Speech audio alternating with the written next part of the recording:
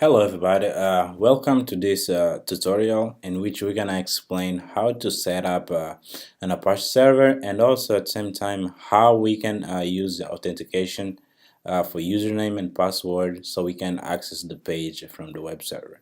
And also we're gonna show how we capture the packages that are going through as the user, the client asks for the package, how Wireshark is gonna capture the package between the communication between the two. So that's this environment right here. It's my server. So that's what I have the Apache all set up.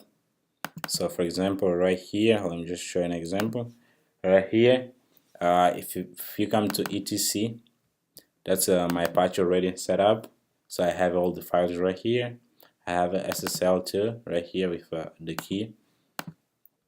And also if I come right here to, that's what I have my page, just a simple page, just a HTML hello world page, just so we can see if the server is working or not. So, and that's all the configuration already done on my server side. So here and also on my server, that's what I'm gonna start the Wireshark. But before I start the Wireshark, let me just make sure so I can start. Let me just make sure the service is already running. So let me just, okay, it's running now. So now we just go here and call my Wireshark. By the way, I'm working on Ubuntu because I feel like it's very useful and easy to configure. So I just start the package, and now what I'm gonna do is go to the client, and on the client I'm gonna start the and the client, which is also Ubuntu. I'm gonna start asking for requests about for this page, and then it has to ask me for username and password, and also I will capture all the package between the communication among the two. So now okay, now we are the client level, so the client machine. So we're gonna try to access the page through the web server that we set up before and see what we get. So let's just open the browser,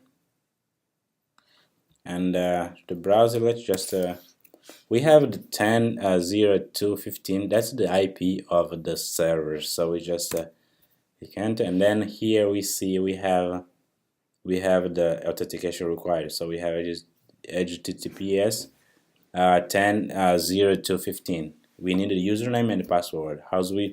Since we already set up the username and password, we just are gonna put it in the hope, and hopefully it's gonna be able to get into the system. So one of the username I created was user2, and the password was ANGOLA. So we just log in, and yes, so we see here we were able to access the hello world page. Okay, now we are back to the server. So we just I just already stopped the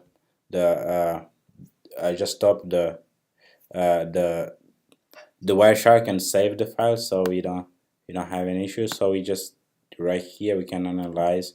That's all the data we got from the communication between the server and the client.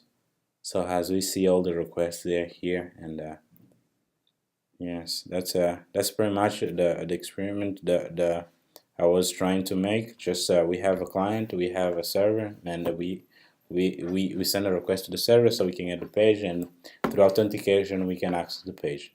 Thank you for your time, and I wish you a great day.